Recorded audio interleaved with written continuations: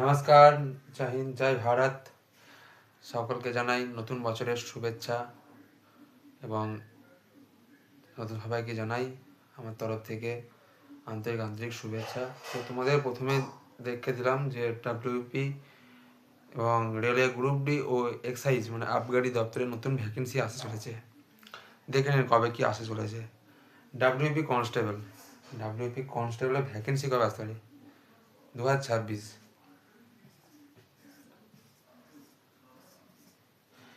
WP constable এখন 2024-25 যে ভ্যাকেন্সিটা সেটা এখন পরীক্ষায় তার এখন মার্চ চলবে কিছুদিন পর। তো আপনাদের জানিয়ে দিই, যারা পাস করেছেন তারা ভালোভাবে প্রস্তুতি নিন, মাঠে পাস করে আসুন, ইন্টারভিউ তারপর পাস করুন, মেডিকেলের ডকুমেন্ট ভেরিফিকেশানে পাস করে আপনারা পুলিশে যোগদান করুন। আর আপকামিং যেটা ভ্যাকেন্সি আসতে শুনছি 2026-এ মোটামুটি 10,000 প্লাস ভ্যাকেন্সি আসছে। 10,000 প্লাস ভ্যাকেন্সি আসছে 2026-এ। হয়তো সেটা মার্চের মধ্যে যদি কমপ্লিট হয়ে যায়, সব কিছু ঠিকঠাক থাকে, তাহলে আমি বলতে পারি যে 2026-এর মধ্যে 10,000 প্লাস ভ্যাকেন্সি আসবেই। আপনারা একটু ডাব্লিউপিআরবি বোর্ডটা একটু ফলো রাখবেন। যদি খুব তাড়াতাড়ি এই ডাব্লিউপি কনস্টেবলের যে মাঠটি হচ্ছে, মাঠের পর ইন্টারভিউ, মেডিকেল সব যাবতীয় হয়ে তারপর নতুন ভ্যাকেন্সি আবার ডাব্লিউপিআরবি বোর্ড আবার নতুন করে ছাড়বে 2026-এ। তাই আপনারা ভালোভাবে, এবারে যারা কিছু পয়েন্টের জন্য কেটে গেছেন, কিছুর জন্য আটকে গেছেন, তারা কোনো চিন্তা করবেন না। সামনে আবার আসছে 2026-এ 10,000 প্লাস, এটা বেড়ে মোটামুটি 12,000 থেকে 11,000 মধ্যে চলে যাবে। ঠিক আছে, তাই ভালোভাবে প্রিপারেশান করুন। নিজের উইক পয়েন্ট কোনখানে সেখানে দেখুন, এবার ভালো করে নিজের প্রতি একটা একটা আগুন জ্বালান নিজের মধ্যে একটা, যে এবারে যখন পারলাম আমি সামনের যেটা আসছে 2026-এ আমি সেটা আমি করে দেখাবই। আর বলে রাখি, এক্সাইজ কনস্টেবলের আবগারি দপ্তরের আবগারি পুলিশের যে ভ্যাকেন্সি কবে আসছে, ভ্যাকেন্সিটা বলতে আপনাদের বলে দিই, মোটামুটি 2026-এ মোটামুটি আসছে প্রায় 3,000 প্লাস। 3,000 প্লাস মোটামুটি আসছে আবগারিতে। ঠিক আছে, তো এক্সাইজ আবগারি দপ্তরের যে পুলিশের চাকরি খুব ভালো চাকরি। ঠিক আছে, এটাও আপনি ডাব্লিউবিপিআরবি বোর্ডে আপনি পেয়ে যাবেন, খুব শীঘ্রই বেরোবে এক্সাইজ কনস্টেবল। ওই এসআইও তার সঙ্গে বেরোতে পারে, আমি এখানে এসআইটা লিখেছিলাম, সাব ইন্সপেক্টর, এসআইটাও বেরোতে পারে এর সাথে। মোটামুটি 3,000 প্লাস ভ্যাকেন্সি দিয়েছে। ঠিক আছে, ভালোভাবে আপনারা নিজেকে প্রস্তুত করুন, ভালোভাবে নিজের প্রতি একটু ধ্যান দিন, নিজেকে একদম পুরো একদম আগুন জ্বলন্ত ঘোড়ার মতো বানানো একদম পুরো। কারণ সামনে এতগুলো ভ্যাকেন্সি আসছে, 10,000 প্লাস ভ্যাকেন্সি, এদিকে 3,000 প্লাস, মোটামুটি আপনাদের ধরে রাখুন 15,000 প্লাস ভ্যাকেন্সি আসছে আমাদের ডাব্লিউপি থেকে। ঠিক আছে, আর বর্তমানে আমি এখন বলতে চাইছি যে railway group D new vacancy আমাদের আউটপোস্ট পোস্ট হয়ে গেছে 22,000 প্লাস, প্রায় 22,000 মতো অ্যাপ্রক্স এসে গেছে ফর্ম। আপনার রেলওয়ে গ্রুপ ডি ফর্ম এসে গেছে। তো আপনারা একটু আরআরবি গ্রুপ ইয়েতে গিয়ে আপনারা চেক করে দেবেন, পেয়ে যাবেন। আমরা CEN লিখে দিই, CEN 9-এ আপনার এই ফর্মটা বেরিয়েছে, CEN 9-এ ফর্মটি বেরিয়েছে, আপনাকে দেখে নেবেন। ঠিক আছে, তো রেলওয়ে গ্রুপটি খুব ভালো চাকরি, খুব কেন্দ্রীয় সরকারের চাকরি, খুব ভালো চাকরি, সেন্ট্রাল গভর্নমেন্টের। ঠিক আছে, আপনারা ভালো করে প্রস্তুত করুন। যারা ভাবছেন যে আমরা ডাব্লিউপি কনস্টেবল, আবগারি কনস্টেবল, যে কোনো পুলিশের যে কোনো পরীক্ষায়, বা আমরা কেন্দ্রীয় বাহিনীর যে আধা সেনাবাহিনী যেমন CRPF, ITBP, Assam rifles, SSF, এসব যারা প্যারামিলিটারি যেসব ফোর্সগুলো আছে তারা যেতে পারছেন না, তারা রেলের গ্রুপ ডিতে আরামসে যেতে পারবেন। আমি রেলের গ্রুপ ডি ব্যাপারে ভালোভাবে বুঝিয়ে দিচ্ছি, একটু দেখবেন। ঠিক আছে,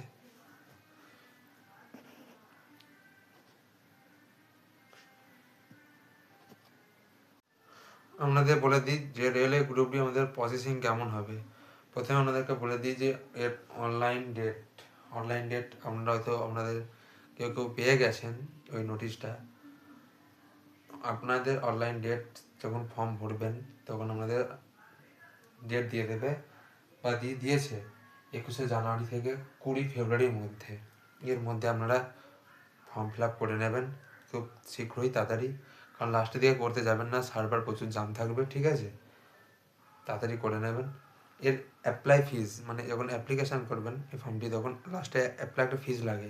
অ্যাপ্লাই ফিজটা হচ্ছে আমরা জেনারেল, ওবিসি এবং ইডাব্লিউএসের জন্য 500 টাকা, এসসি এসটিদের জন্য হচ্ছে 250 টাকা, ফিমেলদের জন্য হচ্ছে 250 টাকা, এবং যারা ট্রান্সজেন্ডার, মানে যারা ট্রান্সজেন্ডার ব্যক্তি আছেন যারা, তাদের জন্য লাগবে 250 টাকা আমরা, ঠিক আছে?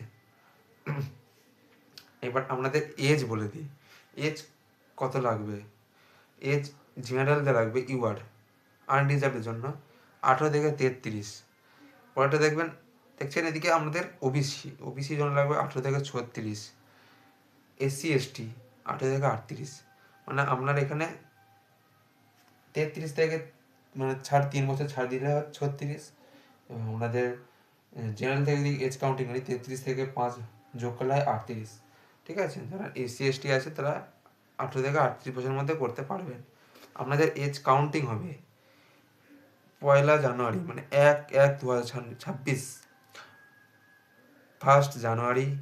জানুয়ারি মাসে 2026 সালে, সেই কাউন্টিং অনুযায়ী আপনার বয়স কত হবেন সেখানের মধ্যে আপনি এখানে আপনাদের কত বয়স হবে সেখানে আপনি করতে পারবেন আবেদন, মানে ফর্মটা ফিল আপ করতে পারবেন। এর আবেদনপত্র করার সময় আপনার কী লাগবে, সামান্য একটু 10 পাস, তার পাশাপাশি আইটিআই লাগবে, ঠিক আছে? আপনারা 10 পাসেও করতে পারবেন, এবং আরটিআই যাদের পাস আছে আইটিআই পাসেও করতে পারবেন, কোনো অসুবিধা নেই, ঠিক আছে?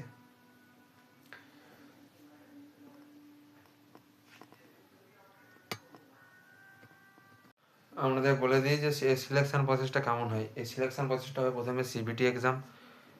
প্রথমে সিবিটি এক্সাম দেখতে পাচ্ছেন আপনাদের, প্রথম এই প্রসেসটা সিলেকশন হচ্ছে তার প্রসেসিং। যখন প্রথম আপনি যাবেন, তার আপনার প্রথমে হবে সিবিটি এক্সাম, তারপর হবে পিইটি, ফিজিক্যাল এফিসিয়েন্সি টেস্ট, তারপর হবে মেডিকেল, তারপর হবে ডকুমেন্ট ভেরিফিকেশান, তারপর লাস্টে আপনি যদি উত্তীর্ণ হতে পারেন তারপর আপনার ফাইনাল মেরিট লিস্টে নাম আসবে। বুঝতে পেরেছেন এই অবধি? এবার বলে কি এর এক্সাম প্যাটার্নটা, মানে এর এক্সামে কোন কোন সাবজেক্টগুলো থাকবে। আপনার থাকবে জেনারেল সায়েন্স থেকে 25 নাম্বার, সাধারণ বিজ্ঞান, মানে আপনি বিজ্ঞান, জীববিদ্যা, পদার্থবিদ্যা, রসায়নবিদ্যা থেকে আপনার কোশ্চেন আসতে পারে, 25 নাম্বার থাকবে। ম্যাথামেটিক্যাল, মানে ম্যাথ থেকে আপনার আসবে 25 number. General knowledge and current affairs, সাধারণ জ্ঞান এবং কারেন্ট অ্যাফেয়ার্স, মানে রিসেন্ট আপনার 2025-এ 2024-এ কী কী হয়েছে না হয়েছে সব আপনার ওখান থেকে আসবে, এটা আপনার নাম্বার থাকবে, প্রাপ্ত নাম্বার 20 মার্কস, মানে 20 নাম্বার। লাস্টে থাকবে রিজনিং, মানে জিআই, এর ফুল হচ্ছে সাধারণ দক্ষতা, জেনারেল ইন্টেলিজেন্স, মানে একই রিজনিং, এর থাকবে 30 মার্কস। মোটামুটি আমার হয়ে গেল 25, 50 আর 20, 70, 30, 100 মার্কস। এবার আপনারা লক্ষ্য করবেন 100 মার্কসের পরীক্ষা, আপনাদের টাইম থাকবে 90 মিনিট, আপনাদের টাইম থাকবে 90 মিনিট, 1 ঘন্টা 30 মিনিট এক্সাম হবে আপনাদের। এর নেগেটিভ মার্কিং কত থাকবে, 1/3, মানে হচ্ছে আপনি যদি 3টে প্রশ্ন ভুল করে আসেন আপনার প্রাপ্ত নাম্বার থেকে 1 নাম্বার কেটে নেওয়া হবে, ঠিক বুঝতে পেরেছেন এই অবধি? আপনার প্রাপ্ত নাম্বার থেকে যদি 3টে ভুল করে আসেন আপনার প্রাপ্ত নাম্বার থেকে 1 নাম্বার কেটে নেওয়া হবে, তাই জন্যে 1/3 এই অবধি। এরপর পরের এপিসোডে দেখাচ্ছি এর ফিজিক্যাল কেমন হয়।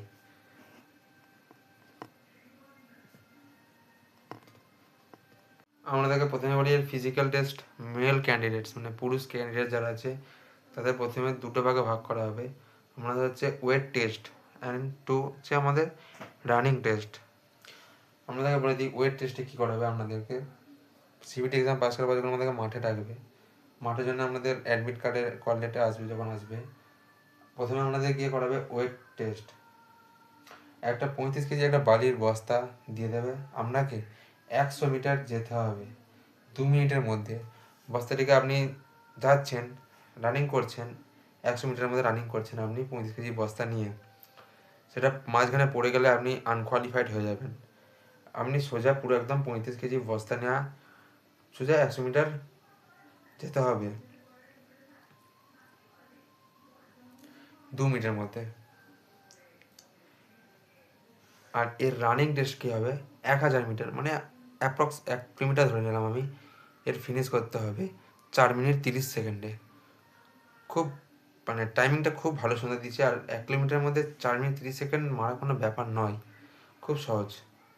যারা প্রতিনিয়ত প্র্যাকটিস করছেন, নিজেকে ইমপ্রুভমেন্ট করছেন, আশা করছি এই 4 মিনিট 30 সেকেন্ড আপনার বহুত কাজে লাগবে। মানে এর থেকে 4 মিনিট 30 সেকেন্ড মানে অনেক ব্যাপার, মানে অনেক টাইম দিয়েছে। এবার আমি বলবো যে ফিমেল ক্যান্ডিডেটস মানে যারা মহিলা প্রার্থী মানে ক্যান্ডিডেট যারা আছেন, তাদের দেখে দিচ্ছি আমি এখানে। 20 কেজি একটা বালির বস্তা দেবে, 100 মিটার যেতে বলবে 2 মিনিটের মধ্যে। ওই সেম বালির বস্তা কিন্তু ফেললে আপনি আনকোয়ালিফাইড হয়ে যাবেন যেতে যেতে। তাই বলছি ভালো 20 কেজি একটা বস্তা দেবে বালির বস্তা, সেটাকে আমরা তুলে নিয়ে সোজা 100 মিটার ছুটবেন 2 মিনিটের মধ্যে। এবং এর ফিমেল ক্যান্ডিডেট যে হচ্ছে রানিং টেস্ট, এই রানিং টেস্ট হবে 1000 মিটার মানে 1 কিলোমিটার। এই টাইমিং দিয়েছে 5 মিনিট 30 সেকেন্ড। খুব ভালো সুন্দর একটা টাইম দিয়েছে এদেরও ফিমেল ক্যান্ডিডেট মানে আমার মহিলা প্রার্থীদের জন্যে 5 মিনিট 30 সেকেন্ড। ভালো সুযোগ দিয়েছে। আমরা গ্রুপ ডি এই ভ্যাকেন্সিটাকে হাতছাড়া করবেন না, ভালোভাবে নিজেকে সময় দিন, পড়ুন ভালো করে এবং চাকরিটা নিয়ে আপনারা বেরিয়ে যান। ঈশ্বরের কাছে প্রার্থনা করি যেন যারা ভালোভাবে পড়ছে, নিজেকে অ্যাপ্রুভমেন্ট করছে, নিজেকে অনেক কিছু করছে, তারা যেন চাকরিটা পায়। আজ এইটুকুনি বলার, আর কিছু বলতে চাই না। আর হ্যাঁ, যদি জানতে চান যে এর দাদা বললেন না যে এর হাইট কতটা লাগবে, আমাদের অনেকজন আছে দাদা আমরা তো যেতে পারছি না পুলিশে বা কোনো কেন্দ্র বাহিনী যাচ্ছি না, তাহলে এর হাইটটা কী হবে আমি বলে দিচ্ছি। এর হাইট কতটা লাগবে ছেলে এবং মেয়েদের মধ্যে।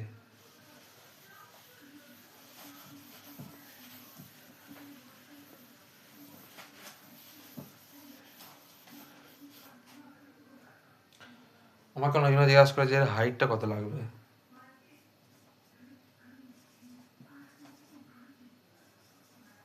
হাইট লাগবে আপনার মেলদের ক্ষেত্রে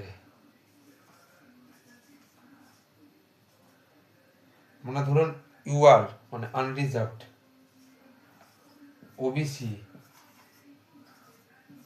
এবং হচ্ছে আপনার এসসি, এদের ক্ষেত্রে আপনার হাইট লাগবে মেলদের ক্ষেত্রে। মানে আপনার যারা পুরুষ, যারা পুরুষ ক্যান্ডিডেট আছেন তাদের লাগবে 157 সেন্টিমিটার, 157 সেন্টিমিটার লাগবে জেনারেল, ওবিসি এবং এসসিদের জন্য। এবং এসটিদের জন্য লাগবে 155 সেন্টিমিটার।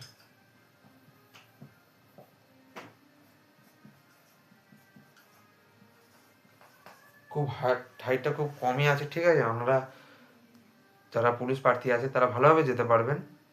এবার ওবিসি এসসিদের জন্য 157 সেন্টিমিটার, এসটি ভাইদের জন্য 155 সেন্টিমিটার। এবার আমি বলি ফিমেলদের। আমাকে অনেক জায়গায় জিজ্ঞাসা করে অনেক বোন দিদি যারা আছে, দাদা স্যার আমি এরকম হাইটে কোনো জায়গায় পাচ্ছি না, তো আমি যে রেলওয়ে গ্রুপ ডিতে যেতে চাই, একটু আমাকে একটু ভালোভাবে বলবেন। আমি তাদের জন্য ফিমেলদের জন্য আমি বলছি, যারা মহিলা ক্যান্ডিডেট আছেন, যারা female all category, all UR, OBC, SC, ST, EWS যত আছে অল ক্যাটাগরির জন্য লাগবে 152 সেন্টিমিটার। All category,